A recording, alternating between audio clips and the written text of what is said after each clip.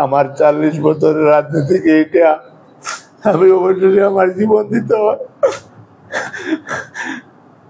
একরকম আর বিএনপির নেতৃবৃন্দ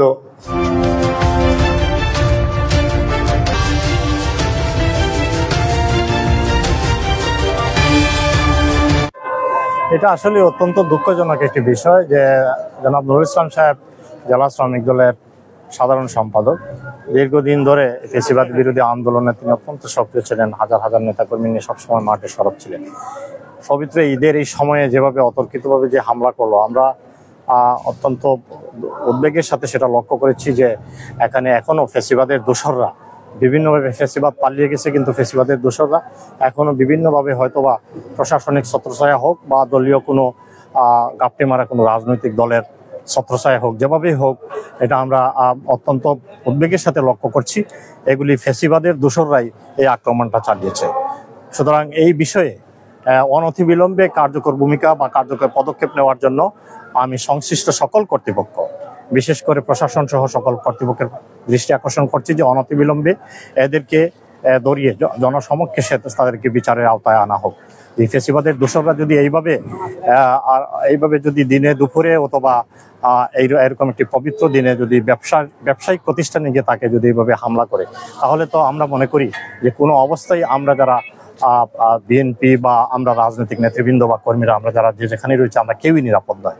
সুতরাং এই ফ্যাসিবাদের মূল উৎপাটন করতে হলে তাদেরকে, এই দোসরদেরকে অনতি বিলম্বে চিহ্নিত করে এদের বিচারের আওতায় নিয়ে আসতে হবে। আলটিমেটামের এখানে তো রাজনৈতিক ইস্যু তো নেই, কেন এরকম একজন জেলা পর্যায়ের একজন সাধারণ সম্পাদক কে এইভাবে যদি কেউ গিয়ে আক্রমণ করে, আর ব্যবসায়িক প্রতিষ্ঠানে গিয়ে যদি এইভাবে আক্রমণ করে, তাহলে তো এটা অত্যন্ত দুঃখজনক। যে কোনো সময় যে কোনো নেতাকর্মীর উপরে এইভাবে চড়াও হতে পারে এবং আমি মনে করি এটা ডেফিনেটলি এটা ফ্যাসিবাদের দোসররা বিভিন্ন জায়গায় এখনো ঘুরে বেড়াচ্ছে, কারো না কারো ছত্রছায়া এগুলা এই সমস্ত কর্মকাণ্ড চালিয়ে যাচ্ছে। সুতরাং দেশে এখন যে ইন্টারিম গভর্নমেন্ট যারা রয়েছেন, তাদের যে সমস্ত কর্তৃপক্ষ রয়েছে, তাদেরকে অনতিবিলম্বে কার্যকর ভূমিকা এবং কার্যকর পদক্ষেপ নিতে হবে, যাতে করে এই অবস্থা থেকে মানুষ তো নিরাপদ নয়।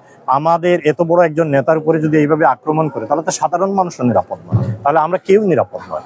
এই জন্য এটা অনতিবিলম্বে আমি প্রশাসনের দৃষ্টি আকর্ষণ করছি, সংশ্লিষ্ট সকল কর্তৃপক্ষের দৃষ্টি আকর্ষণ করছি, এই ধরনের দোসরদেরকে চিহ্নিত করে তাদেরকে বিচারে আওতায় নিয়ে আসতে হবে। নয় যে আমি দেশের বাইরে থাকি, আমি দেশেই আছি সবসময়। ঢাকায় আমার আইনি প্রতিষ্ঠান রয়েছে, এলাকায় আমি প্রতিদিনই আছি, সবসময় মানুষের সাথে আছি। আজকে তো সকালে বের হয়েছিলাম, কালকে ঈদের দিনও বের হয়েছিলাম, এখন আবার অন্য প্রোগ্রাম আছে, আমি সবসময় দেশে আছি। আমি সিলেট জেলা শ্রমিক দলের সদস্য সচিব।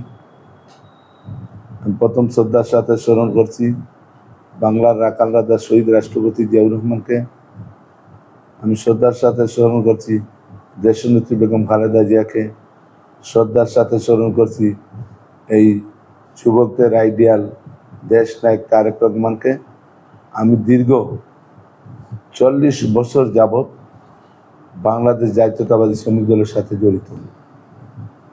40 বছরে আমার ডাইনের একটা পাও গেছে, আমার গাড়টা গেছে, এই দেখেন আমার পেটে বিশাল একটা অপারেশন। সেগুলা গুয়াইয়া অবশেষে আমি ক্ষুদ্র একটা ব্যবসা করে বন্দর বাজারের নিকটে আম্বরখানা পয়েন্ট, সেই জায়গায় একটা ফুটের দোকান আছে। ঈদের আগ থেকে আওয়ামী লীগের কুলাঙ্গার কিছু দালালেরা আমাকে চাঁদার কথা বলেছিল। সেই চাঁদা না দেওয়ার কারণে গতকাল রাত্রে 9টার সময় আমার দোকানে কোনো হারে রান্দা দিচ্ছে দিয়া দোকানের সম্পূর্ণ বিগত 10-12 লক্ষ টাকার ক্ষতি করে। আমি সেটা জেনে সেই জায়গায় আসলাম। আসার পরে আমাকে পান্নাসির হুমকি দিয়ে প্রথম সেটটা মারে আমার বাম হাতে, সেই জায়গায় বড় একটা কাপড় থাকার কারণে এই সেট থেকে বেঁচে যাই। দ্বিতীয় সেটটা মেরেছে আমার মাথায়, সেই জায়গায় আমার 10টা সিলাই আছে। আমাকে দুনিয়া থেকে উঠানোর জন্য আমি বাংলাদেশের রাখাল রাজা শহীদ রাষ্ট্রপতি জিয়াউর রহমানের সুযোগ্য উত্তরসূরি দেশ নায়ক তারেক রহমানের কাছে আমি বিনীতভাবে অনুরোধ করে বলতে চাই, আমার 40 বছরের রাজনীতিকে এটা আমি অবশ্যই আমার জীবন দিতে হয়। একরকম আর বিএনপির নেতৃবৃন্দ, আজ আমি মামলা করতেও পারছি না। এরকম যদি জীবন নিয়ে আমার খেলা হয়, তাহলে এই জীবন দিয়ে আমি কি করবো? আমার পিছিয়ে থাকা থেকে মরাই ভালো। আমি আমার সুস্থ বিচারের জন্য আমি দলের ভারপ্রাপ্ত চেয়ারম্যানের কাছে বারবার, এই আমার ডাইনের পাওটাও নাই, এই দেখেন আপনার কত বড় এটা অবাঞ্ছন। এরপরে আমার এই ঘাট তারুণ্যের সমাবেশ, এই ঘাট গেছে, এই জায়গায় আমার অবাঞ্ছন পার।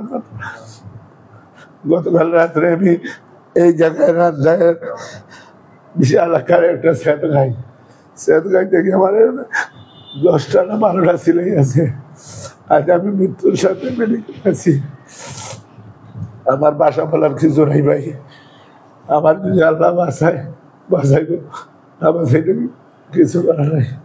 আজও আমার ঘুরি সেই জায়গায়, আমার দোকানে সেই দুষ্কৃতীরা আজও আমার দোকানে আক্রমণ করার জন্য অনেক রকম বিগত 5 তারিখের আগে যারা এই দেশ লুটে গেল, আমরা ঘুরে ঘুমাইতে পারলাম না। আমি 31 বার জেল কেটেছি, বর্তমান রানিং 11টা মামলার আসামি। আমার দোষ হলো একটা, আমার ইমানি পরীক্ষা শক্ত আছে বলে এটাই আমার দোষ। আমি কারো কাজে হাত পাতে খাই না। আমাকে তো নেতা কামাই করে রাস্তায় বসে যদি খাই আমার তো অসুবিধা নেই, আমি তো চাঁদাবাজি করি না। আমার দোকানটায় 10 থেকে 12 লক্ষ টাকার মাল, এই ভিডিও পুষেটা নেন ভাই, গণহারে কিভাবে দেখেন রান্দা দিছে তাইয়া কেসটাকে টাকা বেটা ভিডিও ফুটেজ আছে। এরপরে বিগত সরকারের ছাত্রলীগের সভাপতি নাজমুল, জেলা ছাত্রলীগের সভাপতি নাজমুল, মহানগর ছাত্রলীগের সেক্রেটারি, সে নাম কি, সে 2 জন, এই 2 জন দোষের সাথে যার ছবি, সে আমার দোকান বেঁচে দিল। আর এই বিএনপির নেতৃবৃন্দ আবার ওদের এই সাপোর্ট কইরা আজ আমার জীবনটা ধ্বংস করতে চায়। ভাই এটা যদি আমি বিএনপির রাজনীতি করি, আমার ভাবার থাকে, আমি বিচার আল্লাহর কাছে দিলাম, আমি কাউকে কাছে